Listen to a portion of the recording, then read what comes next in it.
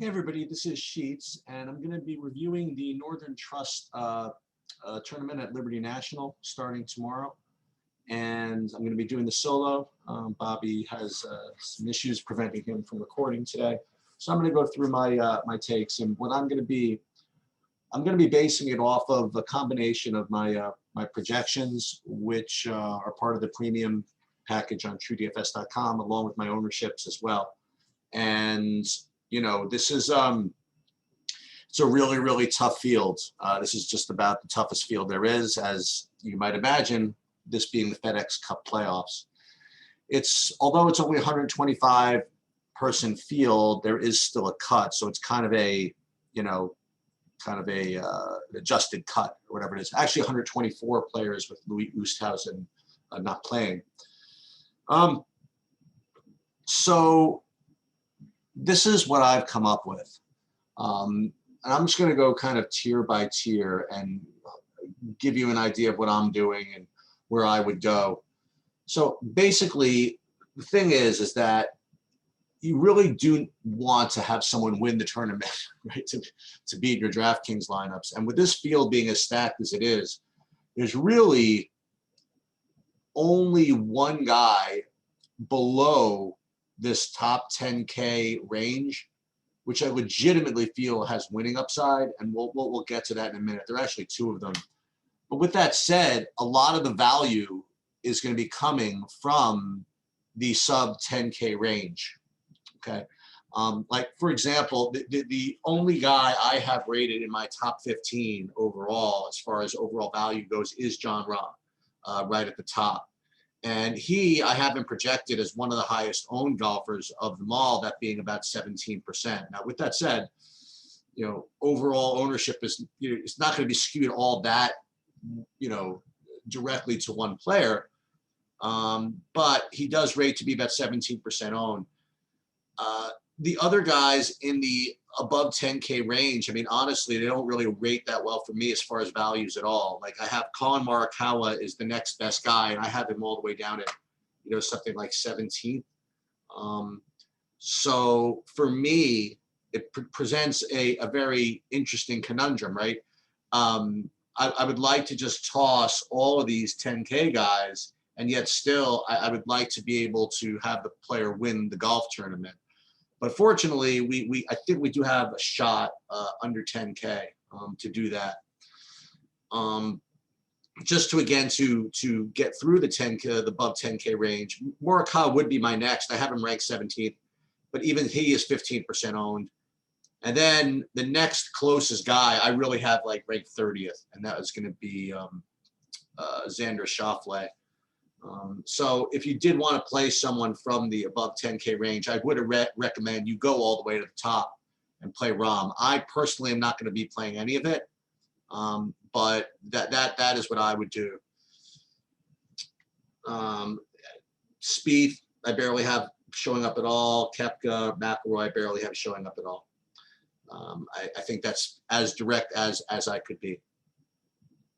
Now, with respect to this 9K range, which is, you know, where you're going to get some good values, not as good as maybe below 9K, but we're going to get there. The highest rated player, and, you know, it's starting to get a little annoying. I mean, not annoying, because he has been performing, is Daniel Berger. Daniel Berger, apparently every week, rates to be the best value. That's not 100% true, but it certainly seems that way. And he gets owned as a result. Maybe something is just off with the DK algorithm, where they continually price him to a point where all the models just have him as a huge value. So that's why he's going to continue to be 20% owned. He's going to continue to rate as a top play and continue to be an interesting decision point. You know, I do like him.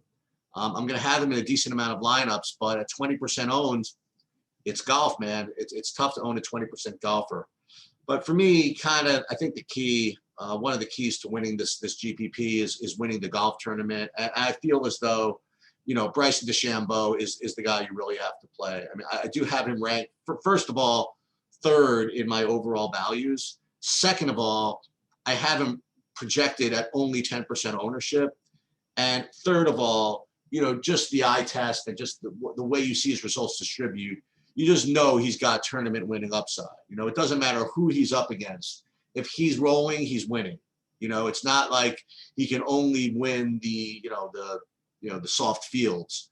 For him, he's just got to be grooving. You know, he's going to be taking a lot of chances, as he always does. And if he's feeling it and he's getting there, he'll beat anybody. So I feel as though he is clearly the top play, at least for me. I have to see what the win odds are. I might put a bet on him to win the tournament on an outright as well. As a matter of fact, let me pause for a second and pull up those odds. I'm going to take a look at this. This is on Nitrogen, and you have him at 25 to 1. More to the point, he has the 9th highest win odds. Actually, he's tied with 8th, 9th, and 10th. And I have him as probably the 5th best. So I think that there's definite value in DeChambeau. As a matter of fact, we're going to go ahead and put 2 MBTCs on the DeChambeau. And we'll see if we can't find anything else that's really good odds in a minute. So what else in the 9K range? As I mentioned, I do like Daniel Berger. I have him 1st overall. I have DeChambeau 3rd overall. And his ownership and his winning upside, I really just think makes him stand out. Also in the 9K range, I like Cantlay. He's 9,200. He's a little more owned, about 14%. So you don't have to jam him in, but I do really like DeChambeau, and I do like Berger. I mean, he's chalk, but you know, when you're chalk and you rate the highest, it's different than when you're chalk and rate be 12th or 15th. So what else do I have here? Justin Thomas, just okay.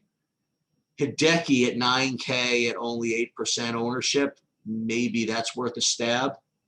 But overall, for me, the clear play would be DeChambeau. Moving down to the sub 9K range, there's another play. I have like I have 2 very, very strong plays here and a couple of okay ones as well. So let's just start with I was a top play, whatever. So Tony Finau I have as one of my top, ranked players, and also at only about 10% ownership. I really think that he's an extremely strong play here. In addition to that, I do like Webb Simpson a little bit at 8,900, but he is just going to be really, really highly owned. I just don't know at 8,900 if he can. He's going to really need a top 5, and I just don't know if he can get there in this type of a field. Like, he's a guy who I do feel needs a little bit of a weaker field to make it work, at least in today's climate. Okay, other guys under 9K in the 8K range. Joaquin Neiman, very strong play at 8,100. He rates really high for me, and his ownership is okay. I have him at about 11%, a little more than I want him, but that's really not bad. And then there's Patrick Reed, 8,600. He's only about 11%. He rates well. Paul Casey, 8,700. He's a little more chalky at 15%, just okay. English, 15%. He's 8,800. It's just all right for me. And the next guy that I'm using my player pool just in kind of slivers is Corey Connors. He's 8,300 and less than 10%. So I think this 8K range is extremely strong. So when you go below the 8K range, you get to, 3 very strong plays as far as I'm concerned, maybe even 4, maybe even 5, maybe 6. We'll talk about it. For me, the second top play on the board is Terrell Hatton at 7,800. Now, I got to caution you that he is going to get ownership, and I think the higher the buy-in, the greater the ownership. I mean, he's rating on my board to be about 14%. I wouldn't be surprised if it was more than that. This price is just way, way cheap. So there's him. Next, very, very strong play is Kevin Streelman, 7,400. He's also sub 10%. Excellent play. Jason Kokrak, 7,700. Strong play.